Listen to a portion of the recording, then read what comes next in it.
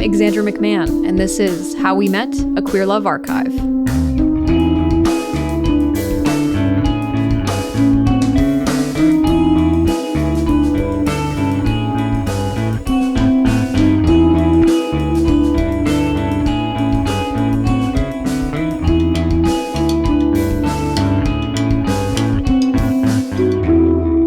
Welcome back to How We Met, a place where queer couples share their love stories.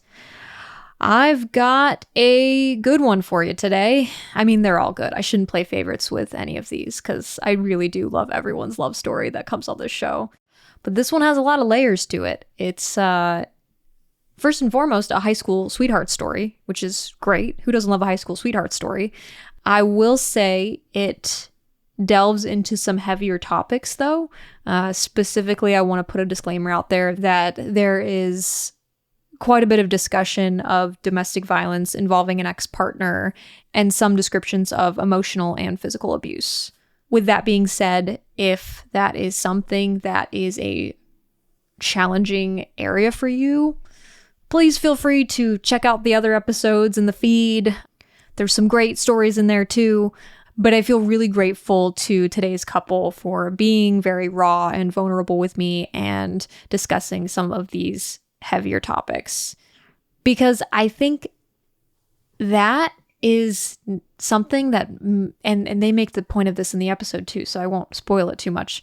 But I do think that that's an issue that maybe doesn't get talked enough about within queer couples and like within a queer community of like that, like domestic violence can still happen and there are resources for that. So I think it's really important that we share stories like Emily and Kate's. So without further ado, here's Emily and Kate in Fourth Time's a Charm. And I can't fall in love with my roommate. I remember thinking she was really cute. I'm Emily, and my pronouns are they, them, or she, her. Well, I'm Kate, she, her. We've been together for 8 years, dating, and 2 years married. We met in high school. We met in history class sophomore year, and I sat behind Emily. I was new at the school, and I had a long-distance boyfriend, but I was still looking for love. I'm not gonna lie.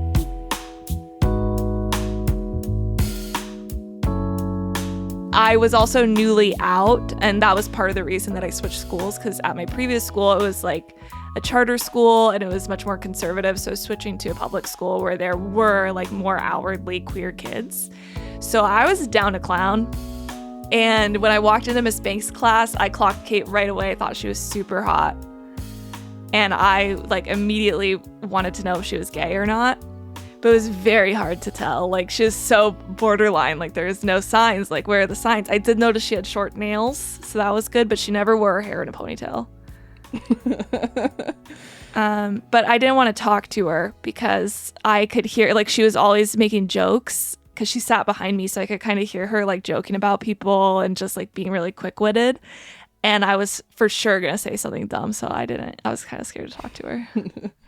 You ever see someone and you just feel like this like immediate familiarity with them? I thought I was crazy. Like, I saw you and I was like, this is somebody who's going to be in my life for a long time. And I was like, no, this can't be possible. And like, I also thought Emily was like really hot. And like, I was like, oh, am I gay? Like I wasn't like sure, like, and I was very intrigued by you, I would say, outside of just you being very attractive to me. I used to keep a journal like religiously, and I would write poetry a lot, and I would bring basically my diary to school and write in it, and I just assumed that I had like total privacy and nobody was looking at it. And I found out a few years later when me and Kate became friends that she was reading my diary over my shoulder the whole time. Yeah, I was reading it. I didn't have anything else to do sometimes, some of the time.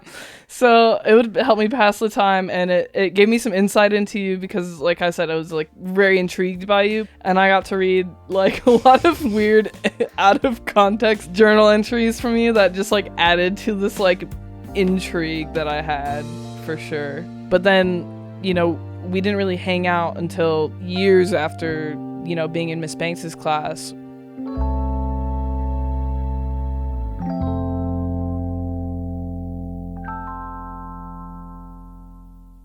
What I really remember is the Halloween party at Rob Brown's house. And at the Halloween party, I was dressed as Velma from Scooby-Doo. And I walked in and I was just feeling really anxious to be there. And I like scanned the crowd, and Kate was sitting over in a corner, like perfectly lit by a lamp, in a big comfy chair. And she's just lounging back in a muscle tank and these big foam biceps on her arms. And she started giggling right when I walked. We like locked eye contact and she started giggling. And I walked over there and she invited me to sit down on the chair with her. So I got like in the chair with her and she was just cracking jokes the whole entire time, and finally excused myself to go to the bathroom. And I just looked at myself in the mirror and literally like grabbed the sides of the sink. And I was like, fuck. Cause I was in love, man. That's when I knew I was in love with Kate. And I was dating somebody else who I was actually wearing a couple's costume with at that party. But the heart wants what it wants.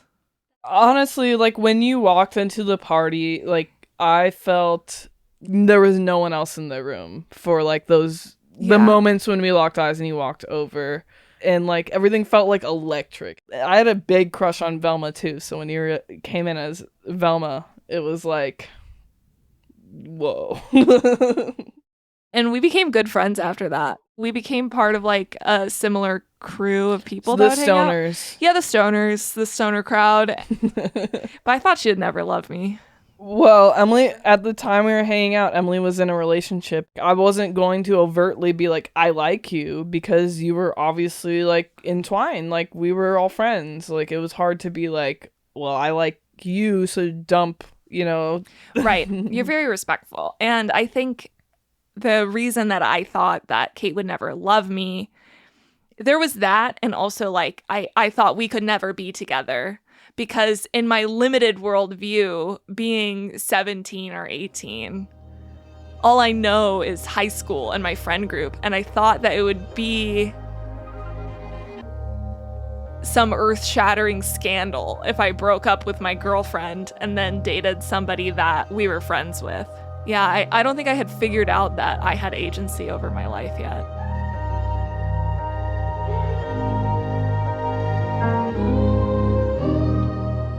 Okay, I'm gonna be real about what happens next. So, the flirting was amping up. I was getting strong feelings for Kate. I was like laying awake in my bed at night, wondering if Kate would ever love me, and feeling hopeless about it. My memory of it is, and I say this with a grain of salt because memory is fallible and there is another person involved in this, but I told my girlfriend about my feelings for Kate. And she said, I also have feelings for Kate. So we kind of started an unofficial throuple. The reason I was involved in this throuple was not ever because of your girlfriend, and it was because of you, and I wanted to be with you and have a relationship with you, and I thought, if this is a way that I can explore that, like, that's fine. Not even considering how fucked the situation kind of was, it's just like being like, this is how I get what I want now, and like not having like the foresight to like be like, oh well, this doesn't have to be this way, and just like going along with it. Yeah, I mean, our frontal lobes were not developed. No. Yeah, the thing you should know about my relationship with my ex-girlfriend is things were okay at first, but our relationship dynamic was very rocky and pretty on again, off again. We fought a lot. We had pretty open conversations with each other about how we didn't really see a future together. And about, I don't know, less than a year into dating, well, like 6 months into dating, it was very verbally abusive. And then about a year into dating, there was physical abuse happening in our relationship, where I was getting physically abused. And there was kind of just a lot of mental fuckery where when I would try to bring up the abuse or just really anything, like bring up my feelings for Kate, it would get kind of like all turned around, like, oh, well, I also have feelings for Kate and I know Kate has feelings for me, so maybe we should all like be together. Like, it just, things were really blurry. I'm hesitant to tell this story because I don't feel like a good guy when I tell the story. I feel guilty about cheating on my girlfriend, even emotionally. And I don't really like how things went down. But it's how things went down, and it was very complicated. So my ex and I had made plans to move away to the U.S. Virgin Islands after graduation, after my 18th birthday. And I was really confused on what to do. If I wanted to break up with her and not move to the Virgin Islands and like admit to my parents that you're right, this is a really bad idea, or like go through with it. And so that took up a lot of my mental space. I feel like there's a lot of pride, like with your parents, like you were trying to like be like, oh, like I can do this and grow up and do this thing. So I mean, I definitely don't. And it was complicated too because that around that time is also when the physical abuse started. And so I just was like feeling really vulnerable and messed up. And also I got wisdom tooth surgery. And I was kind of knocked out for a few days. And Kate and Sam, my friend Sam, who is just everywhere, always with me, so. Spent several nights at my house around that time. We spent about a week like sleeping on your couch in your family room because we were binging Orange is the New Black. Oh yeah, the newest season. Leading up to like you leaving, we spent like every day together, like every waking moment, like just trying to have time and connect with each other before you both left for the Virgin Islands. Yeah, and then the night of my 18th birthday, I was leaving the next day or the day after for the Virgin Islands.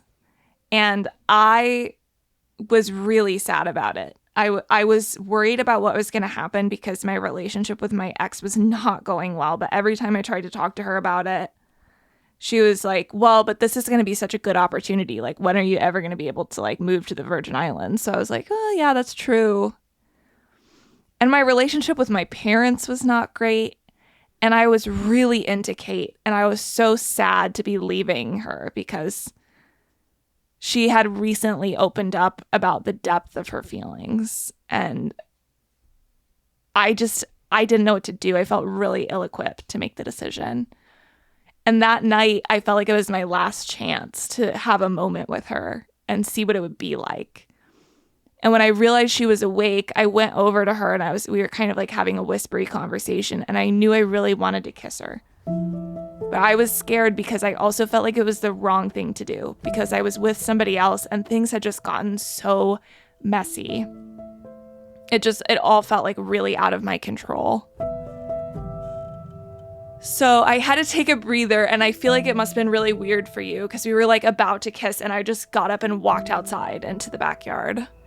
And I sat in my backyard. We had a hammock out there, so I sat in the hammock and I looked up at the stars. And I was trying to figure out what to do.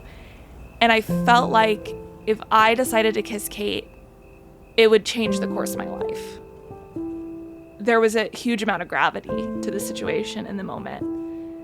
And even though I felt like maybe it was the wrong thing to do, it was something that I knew I needed to do or I would always regret it. So I went back in there and I kissed you. And it was really a magical kiss, and I didn't want it to end, so we kissed for a long time. But I still left.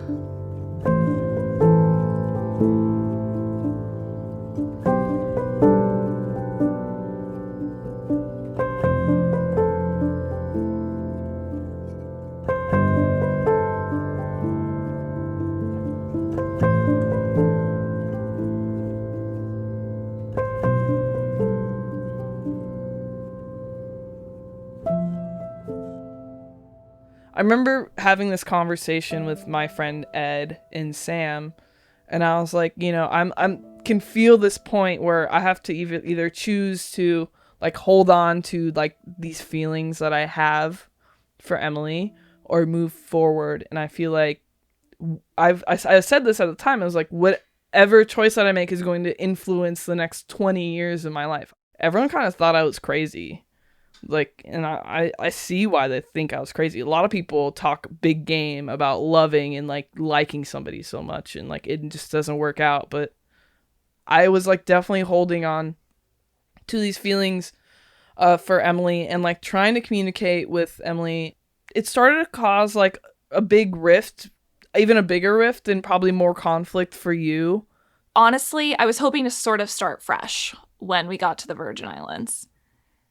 And there very quickly were a lot of compounding factors that made the relationship even more toxic and abusive. And I really missed Kate. And I did still think of her, and I did still have feelings for her, but it wasn't at the forefront of my mind. I was really just trying to survive.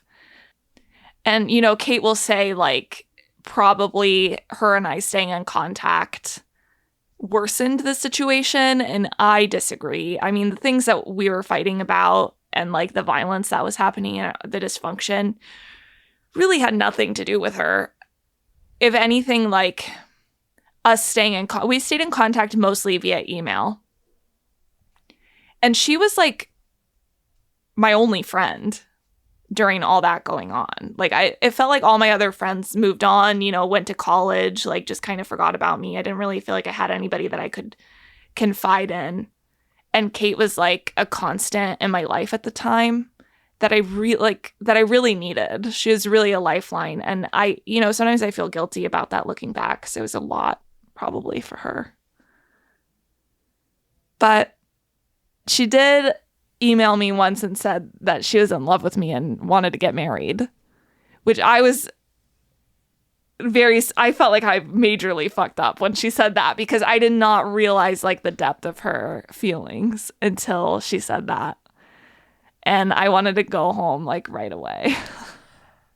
That was like the only way you could communicate with me that wasn't like caught. Like, like every other type of form of communications that I had, like, was almost immediately shut down. Like Facebook, Snapchat, like that was all almost being monitored.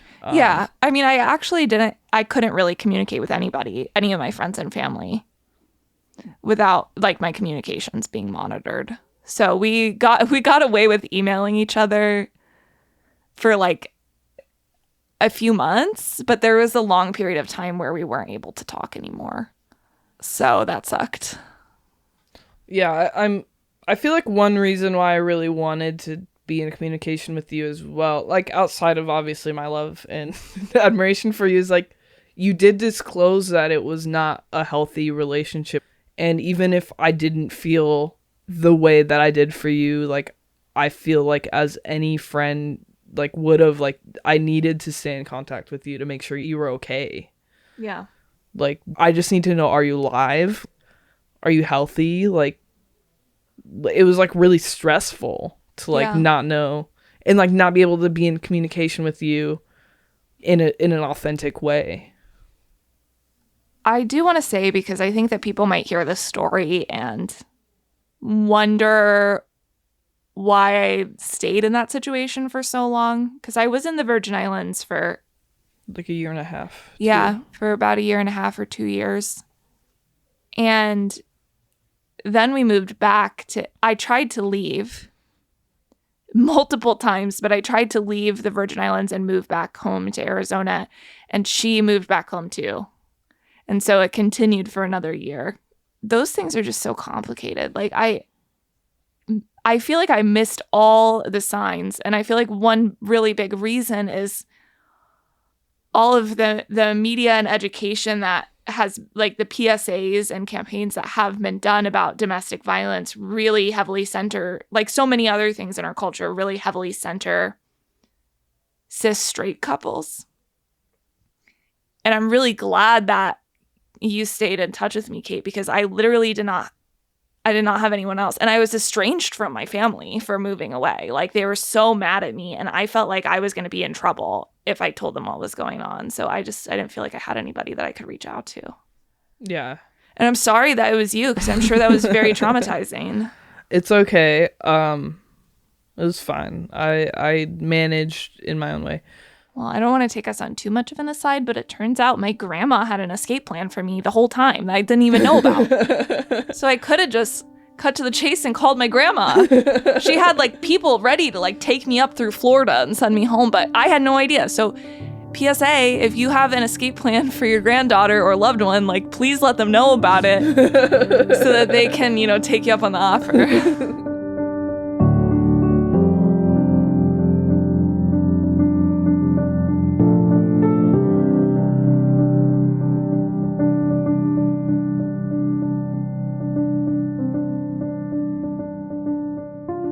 Things really devolved when we moved back to Arizona even more.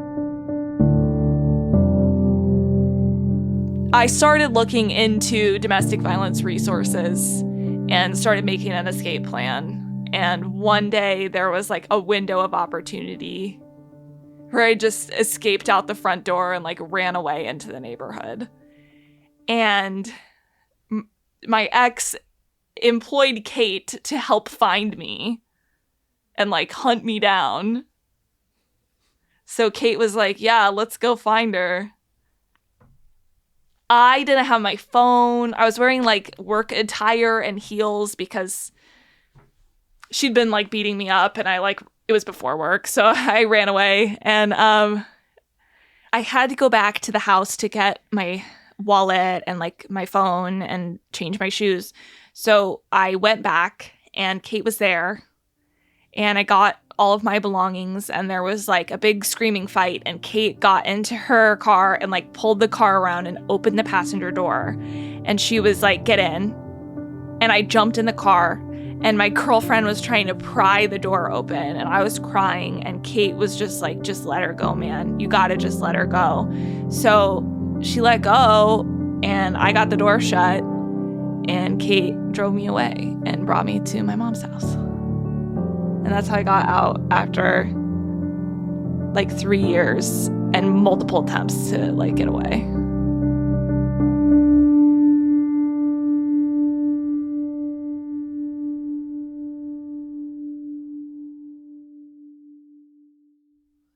We pretty much never left each other's side after that point.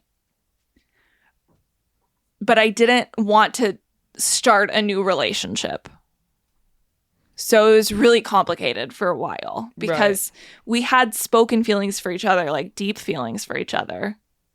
But I was, like, messed up. And I was processing a lot of things that, I mean, there were so many times in the story that I had not been true to myself and just been in, like, serious denial. And so I had a lot of processing to do. And I also had a lot of trauma and triggers, and it was just a really messy breakup.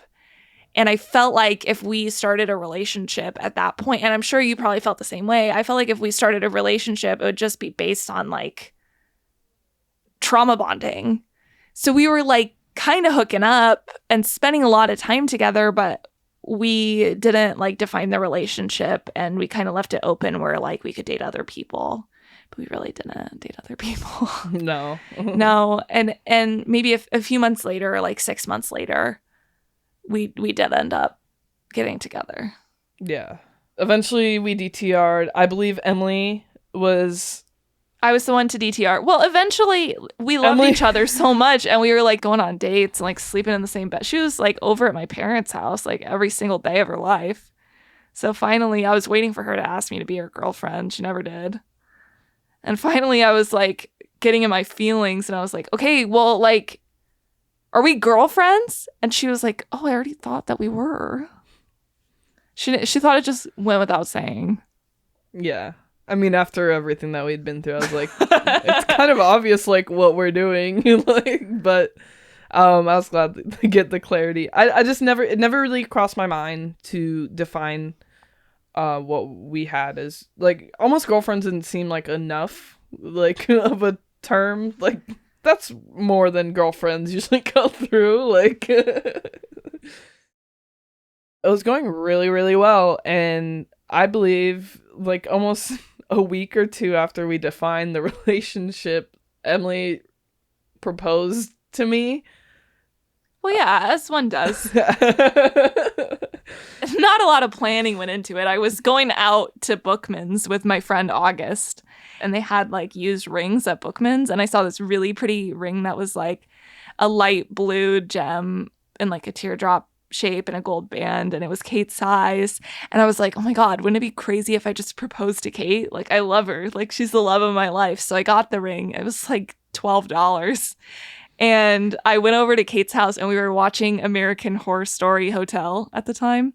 And Romantic. yeah, and we were about to press play, and I was like, wait, I got something for you. And I pulled out the ring, and I was like, I want to get married to you. Like, will you marry me? And Kate got tears in her eyes, and she's like, this is the most romantic thing anyone has ever said to me. And she like wrapped me in her arms, and we snuggled. And I was like, so will you marry me? And she's like, well, yes, but not for like 5 years. So that wasn't good enough for me. I wanted to get married in like 2 weeks, so we canceled the engagement. But I proposed 2 more times over the next 5 years, and Kate proposed 1 time. Yes. So there were quite a few proposals back and forth. Well, I proposed when we were on your family cruise. Your brother was like, so you gonna propose? And it had crossed my mind on that trip. I was like, yeah, like, I have the support of your family. I'll just do it. And so we went on the cruise. We bought the rings together. And then we went up on the top deck, and I was like, I would like to be married to you. And I could see this going there, and I know it's going to get there. Like, do you want to marry me? And you said yes. And we were engaged with my rings that turned our fingers green. Like, and I really wanted to be married to you at that time, but I don't think you were ready at that time. Right. When you proposed to me on the cruise, I got really in my head that I kind of strong-armed you into proposing, because I didn't know that my brother had come to you and said that, like, you should propose to me. And I knew that I had been making comments about, like, how I wanted to get married. And what I was getting from you was that you weren't ready yet. And then when you proposed, I got really in my head. I said yes, and then I got really in my head about, like, well, am I forcing this? Are we really too young? And then we were also going through stuff at the time. Like, Kate was working a lot and going to college, and I was working a lot, and it was hard. It was hard. It was a lot of pressure, and we did break up for 1 month. And then we got back together, but the engagement was off, unspoken. I mean, I guess it's spoken if you're engaged and then you break up and then you get back together. Are you automatically engaged again? No. No. When I proposed and then you weren't ready, and then we broke up for a month, I think it was more of like clarity, like, is this really what we wanted? Because, like, there'd been this whole period of time where it's like, yes, this is what we want. This is what we want to be together. And we almost needed a break from each other to, like, get that clarity. Like, do we actually want to be together? Are other people intriguing in the same way as we are intriguing to each other? And, like, kind of get those answers if this was the real deal. Even though that proposal didn't work out and the other ones that you did before didn't work out, I think when we did, ultimately, it was, like, the way it was meant to happen. It ended up being around that 5-year mark. Remember, Kate said, like, maybe in 5 years we can get married. that's when I proposed for the third time. It was our fourth overall, like, cumulative proposal.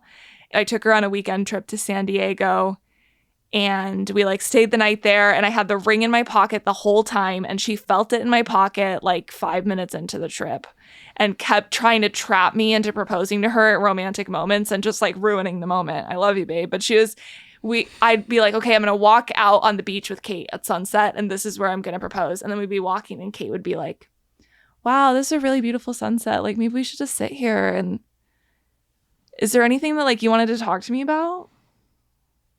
And then I don't know, I felt like it needed to be a surprise. So then I was like, well, I can't do it now. And we went the whole trip. And then finally at the very end of the trip, we went to La Jolla Cove. And that's where all the sea lions are and stuff. And we walked along the cove, and I was looking for a good place to propose. And Kate kept being like, well, why don't we just stop over here under this like scenic tree and I'll tie my shoe? And my anxiety was just ramping up. I thought that I would just like, I didn't really prepare. I thought that it would just come to me like a romantic speech, and it did not, like, never do that. But finally, we had to leave soon. So we went to go look at the sea lions, and it was like my last moment to do it. And the sea lion was looking at me very judgmentally, and I felt like he was telepathically telling me that like I needed to like just spit it out. So since I hadn't prepared, I asked her if she would like to look at sea lions with me in 50 years. And she said yes. And then I pulled out the ring, and I asked if she would marry me, and she said yes.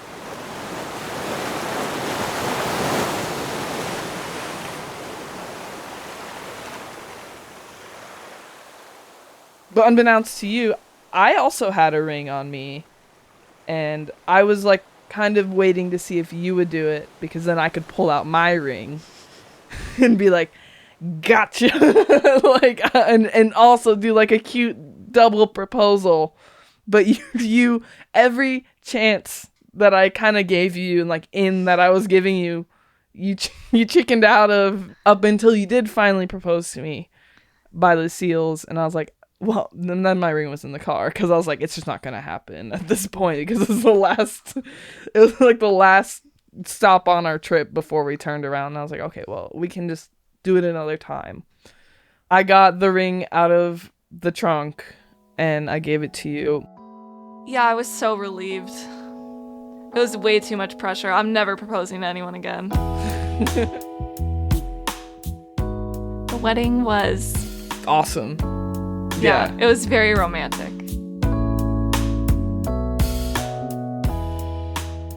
I never really had a vision for what my wedding would be like. Like, I'm just not that was never like a big thing for me, because I didn't really think I would find somebody that I actually meshed well with and I wanted to be with.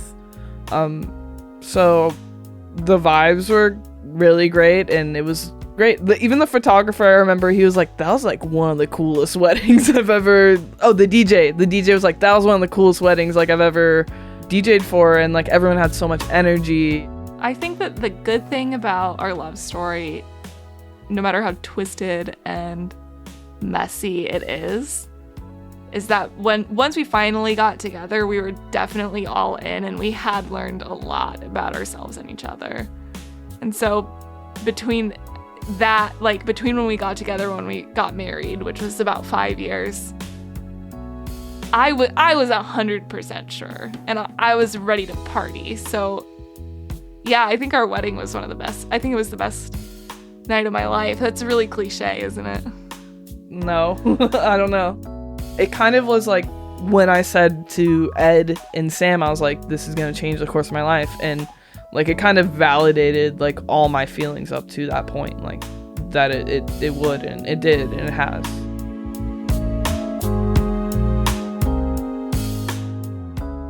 I am so glad that each of us decided at all the multiple points that we had to decide to go in the direction of our love for each other, even when it was the messy decision, and even when we weren't sure how it was going to play out. because I think there are so many elements of our story as individuals and together that could have ended in tragedy, but we made it end in love. And that wouldn't have happened for me if I hadn't met you. I'm thankful for you and that you've showed up for me in the same way that I've showed up for you when it mattered. I'm glad also that now I feel like we're in the beginning stages of a new love story. If that makes sense. Like the last couple of years that we've been married, it has felt really fresh and new. And, you know, we moved to Philadelphia and we're making a lot of new friends. And we've started on new career paths. And we've really got a good thing going for ourselves. So I'm really excited about what this, I would call it a new chapter, but like what this new book will look like. Right. I agree. Like focusing more on us and ourselves and our relationship in a way that's more complete and full. I think that's, I love that. Yeah.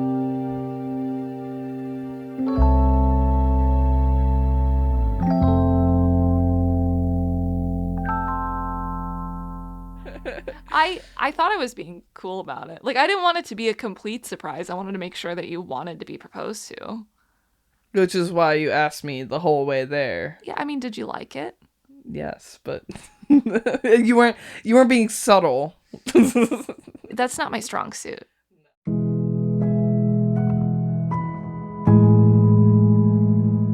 Thank you so much, Emily and Kate, for sharing your love story with this podcast.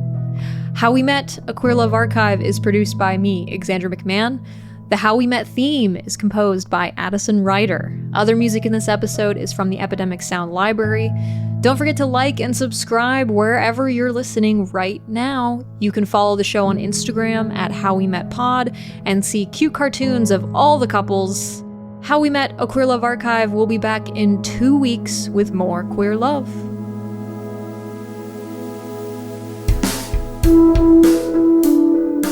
Talk to you then.